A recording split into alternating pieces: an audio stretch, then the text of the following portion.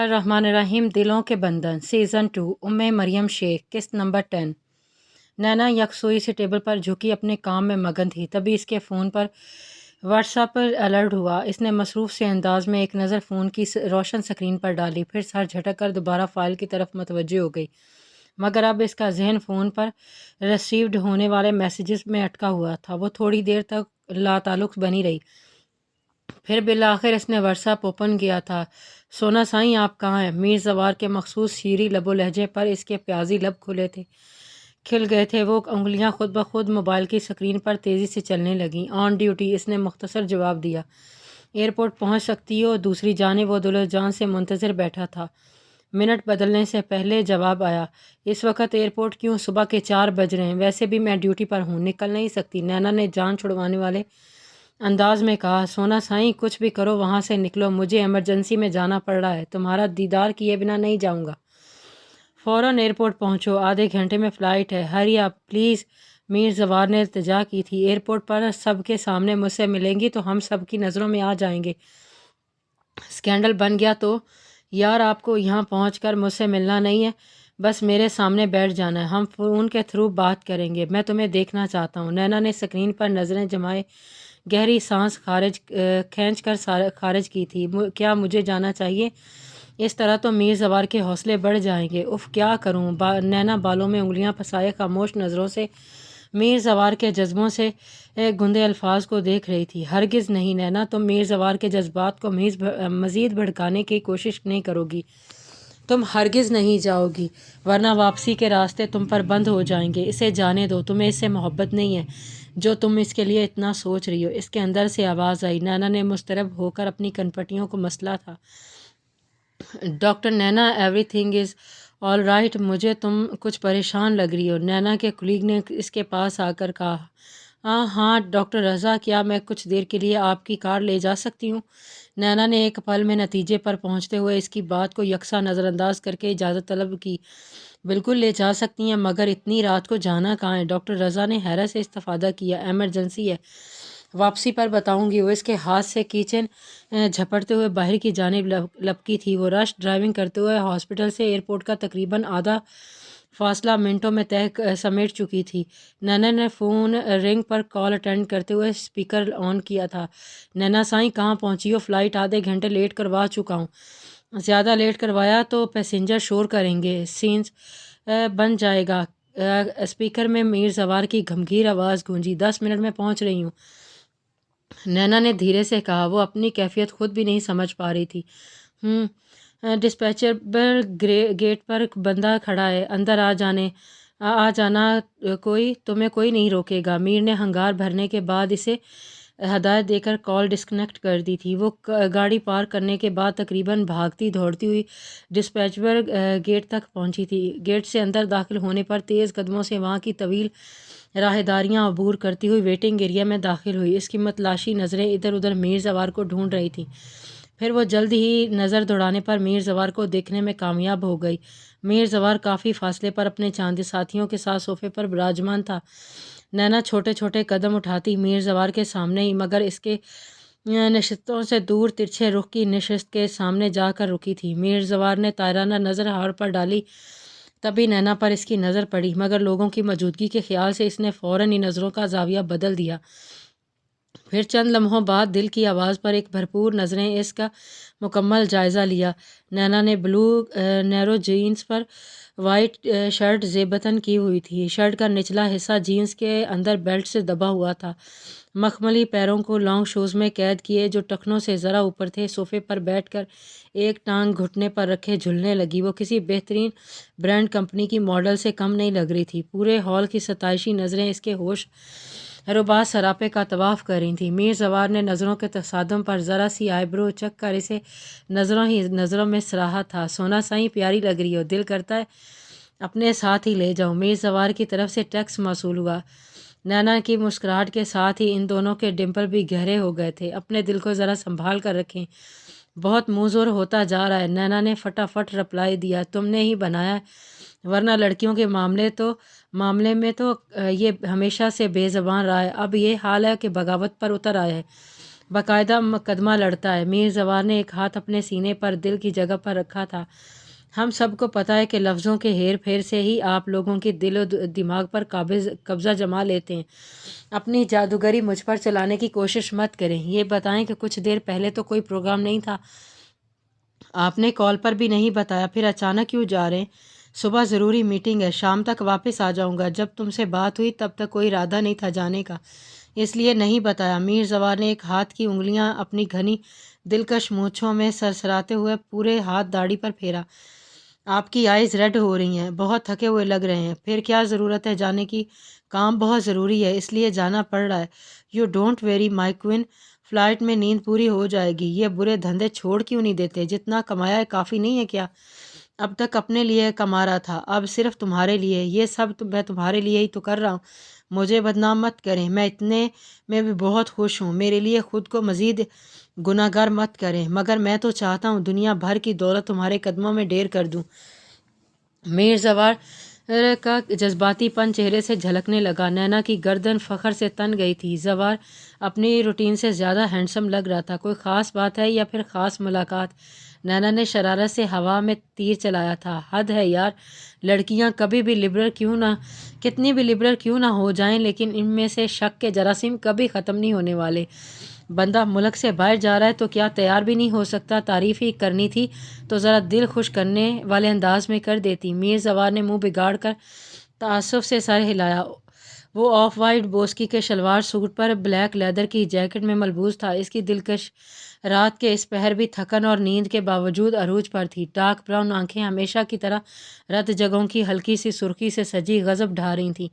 اتنا برا کیوں لگ رہا ہے؟ یہ تو چور کی دھاڑی میں تنکے والی بات ہوئی۔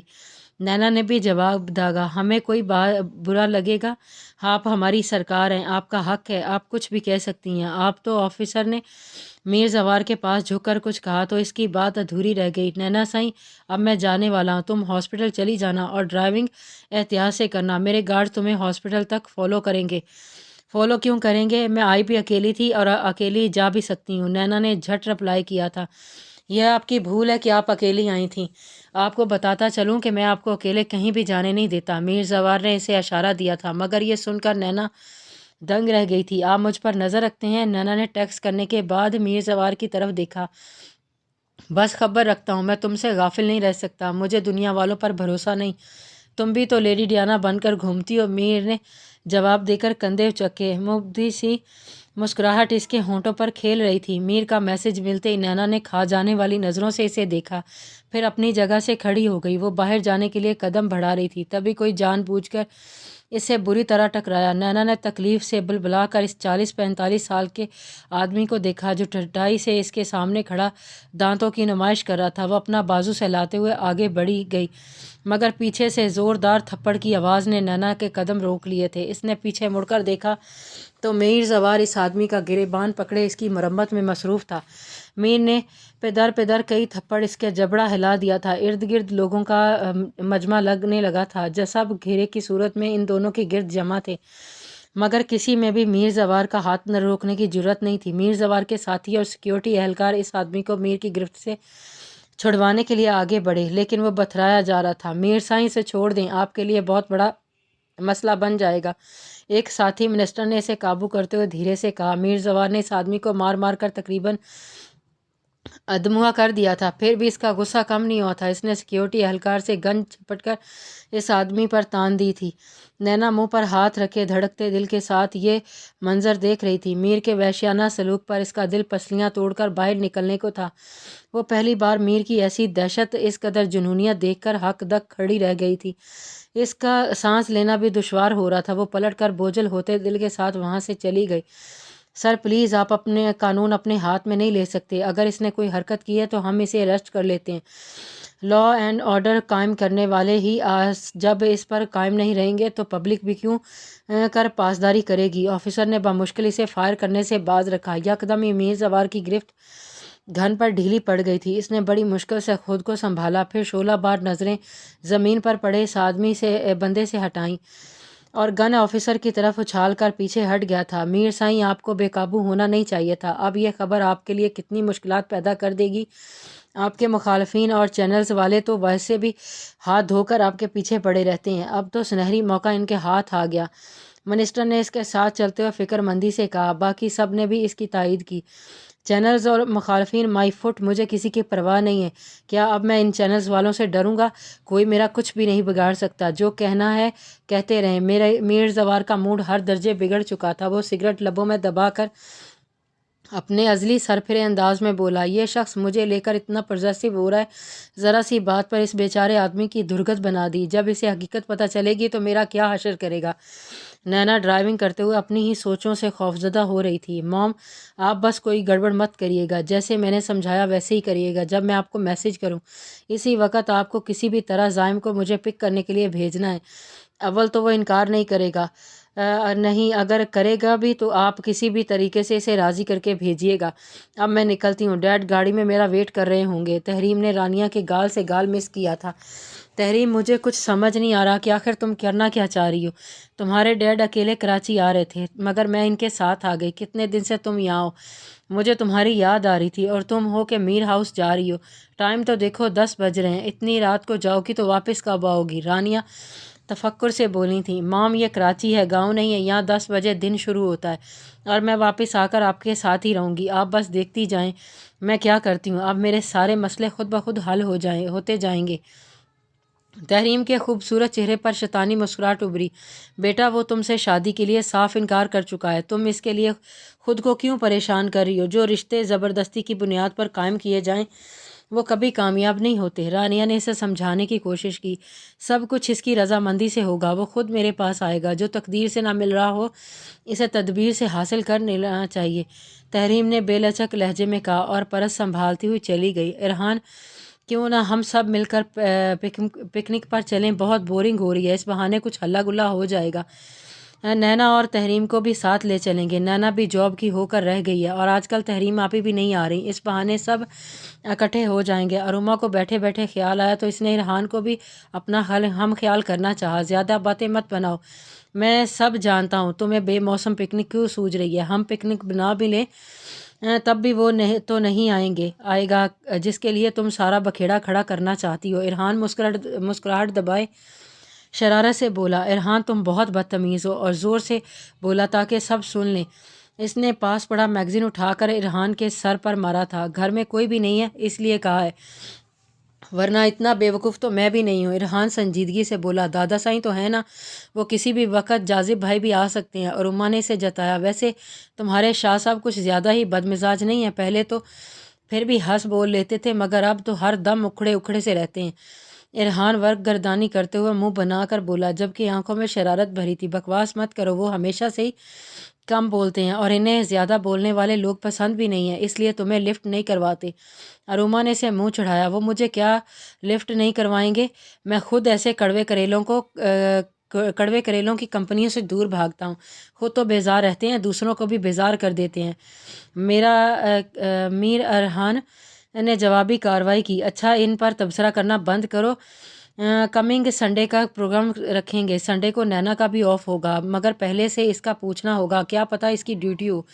جب تک اماں اور بابا بھی گاؤں سے واپس آ جائیں گے۔ وہ دونوں پورچ میں گاڑی رکنے کی آواز پر خاموش ہو گئے تھے۔ مجھے لگتا ہے جاذب یا راضی بھائی آ گئے ہیں، اروما اندازہ لگاتے ہوئے بولی۔ تبھی تحریم چھوٹا سا بیگ پرس سے جھلتی ہوئی اندر آئی تھی۔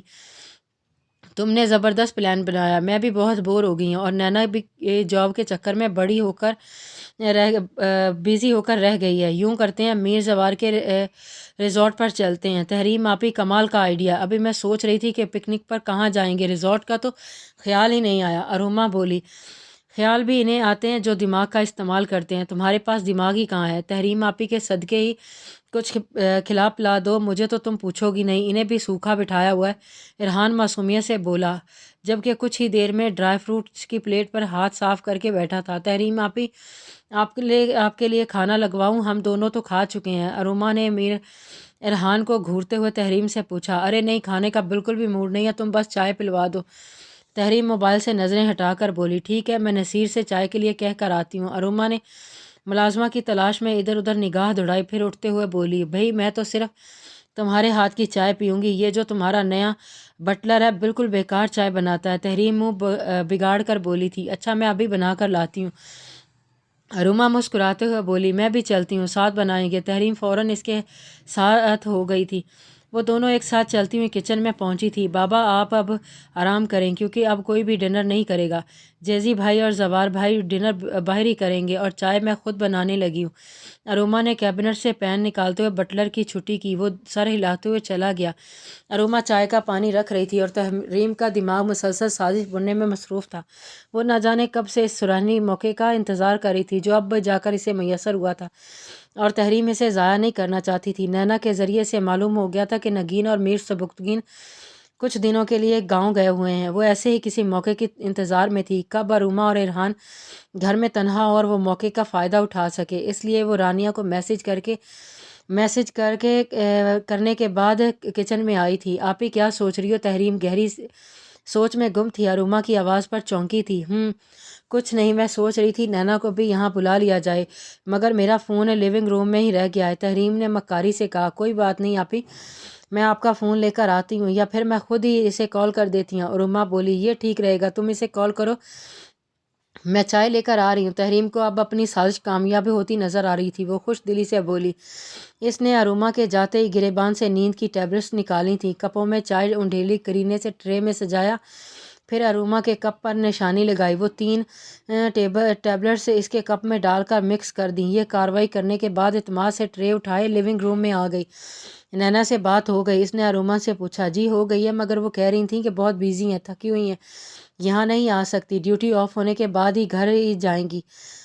میرا تو یہاں دیر تک بیٹھنے کا ارادہ تھا، تو سوچا کیوں نہ اسے بھی بلوا لوں، پھر دونوں ساتھ ہی گھر چلے جائیں گے۔